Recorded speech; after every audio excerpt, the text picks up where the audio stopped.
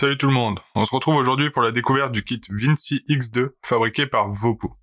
Un kit compact et polyvalent. Commençons de suite par le contenu du coffret. Vous y retrouverez un Vinci X2, une résistance PNP VM1 0,3 ohm en mèche fonctionnant entre 32 et 40 watts, une résistance PNP VM6 0,15 ohm en mèche fonctionnant elle entre 60 et 80 watts, un câble pour la recharge, et un manuel d'utilisation en français. Le Vinci X2 mesure 120 mm de hauteur, 26 mm de largeur pour 29 mm de profondeur, avec une contenance de 6,5 ml. On retrouve le bouton principal, l'écran, les boutons plus et moins, le port de charge USB-C, le curseur de réglage d'arrivée d'air, et au-dessous la trappe pour accu à vous procurer séparément. Nous allons de suite en mettre un et voir son fonctionnement. Elle s'allume et s'éteint avec 5 clics successifs sur le bouton principal.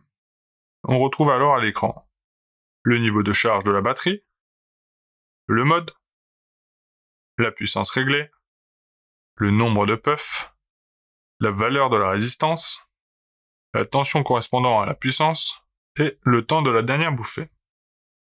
Vous pouvez changer de mode et d'affichage. Pour ce faire, il faut maintenir les boutons plus et moins jusqu'à l'affichage du menu.